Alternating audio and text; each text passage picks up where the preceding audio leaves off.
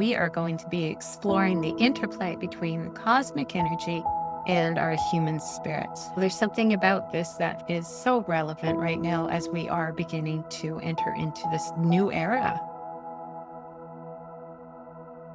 So it's beginning to really understand what this rising of consciousness is, the gift of this rising in consciousness and humanity going through this great awakening, is that we're all being called to begin to reflect on our belief system, what our values really are, and really beginning to take that to heart, to understand what is it I truly value, what is so important to me as the soul, that I honor that.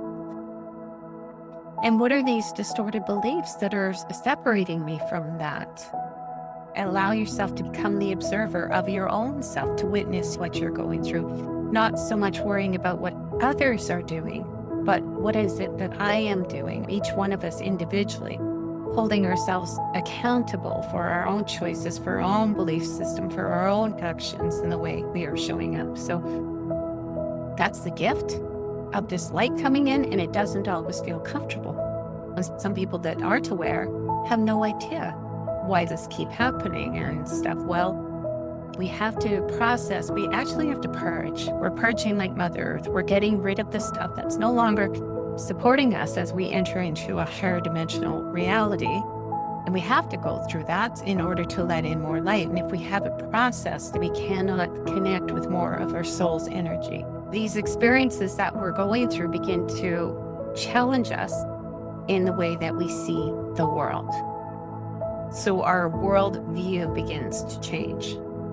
But it's actually good because we begin to discern what is truly mine, what is truly the calling of my soul, calling of my heart, versus stuff that has been fed.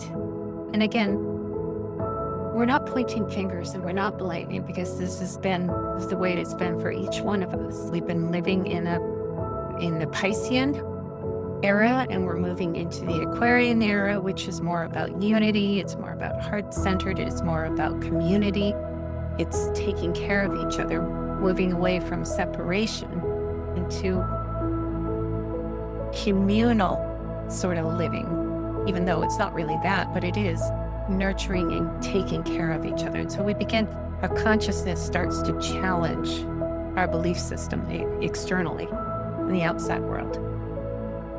So whatever it is that you're feeling, where you're feeling the contraction, understand that that's the place that's going to allow more light to come in and more expansion once you allow that to yourself to move through it, to really witness it, to honor it, and to nurture it. And so this is transformational. Each one of us is in the chrysalis. And you know how you dissolve.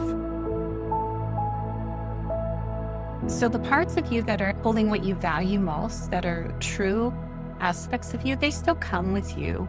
And even the parts that are not working, we still work with them and bring them into a higher consciousness, into more awareness, so that they're no longer distorting us and bringing us down. So anybody that has fear of that stage, trust that when you move through that stage, you won't be missing anything. You will be so grateful you went through it, because the person that you discovered that you always have been is now the one that is leading and guiding and showing you the way, is the one that's in alignment with love, with unity consciousness. And so it's not going to mislead you, whereas the other one will mislead because it goes into fear.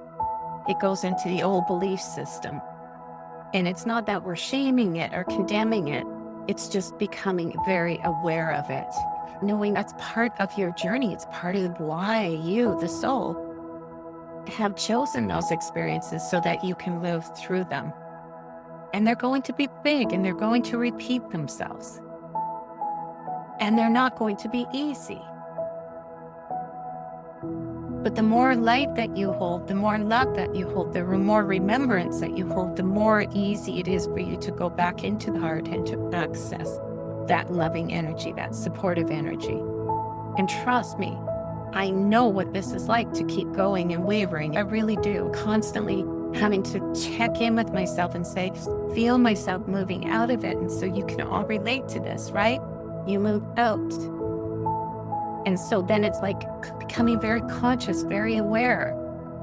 That's the gift of raising in consciousness, is that we have the ability to see that we're being pulled in, sucked in again. And understanding that as our lights increases, as we become more aware, we also manifest more quickly too. So we have to be careful with the thoughts. So we have to be willing to shift and to move into the timeline, into the heart, into expansion, to allow us to dissolve whatever it is that's been managing and all of a sudden took us out. It is going to be like that. It's going to be something that you get caught in and you were literally immersed in the storm. And then you have to become very conscious of the fact that this part of you is now immersed in it and it's playing out the dialogue. And it's not going to want you to go into the heart easily, but when you do, it will be so glad you did. Because it will feel that loving energy and it will heal, and whatever it was holding will dissolve. And then if you go back into it, you go back into the heart again and you connect again.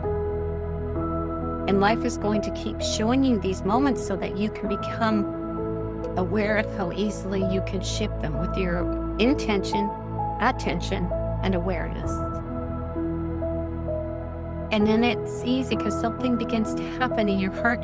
Layer by layer by layer begins to dissolve because you are consciously making the choice to shift your energy, to shift your vibration. We're now going to have two timelines. There's going to be the timeline of unity consciousness, of love, of expansion. And there's going to be the old one where we are still living in fear and separation. And those two timelines cannot coexist together harmoniously. And so what's happening is the soul will be making that choice for us. It's not the personal self, it's not the mind, it's us vibrationally that will be making the choice. That's why it's so important to understand this is not a mind thing. This is truly an invitation to keep bringing in that loving energy, to keep connecting with the divine, with your soul, to keep remembering things that bring you into a place of heart coherence, and to use your energy when you do go into that place to send it out to other beings who have forgotten this, have not remembered yet. Because we're trying to bring as many souls into this experience of remembering our divinity or sovereignty.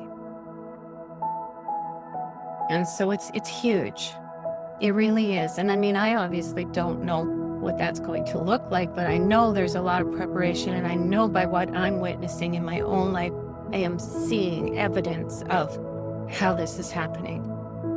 And so just knowing too that your own body's just quickly may be going through, you may be noticing hot flashes, cold chills, you may be noticing you're sleepless, like you have a hard time sleeping, you may be noticing bursts of energy, you may be noticing you're so emotional, you may even be noticing things from the past are coming up. You may even notice that feelings that you cannot even relate to are coming up, and they could be previous lifetimes, it could be collective stuff that you're picking up on. Your body could be going through pains and aches that you don't even know about. Dreams could be way more vivid. I feel like I might be missing a few things, but your body is literally going through a shift. It's moving into a crystalline based. And this doesn't happen overnight. So it's just, I love the description of the layers of the onion, because that's what we're like. We're like this layer by layer by layer by layer by layer. And that's what will be happening. So it'll be choice by choice by choice by choice by choice. And understand you are the creator.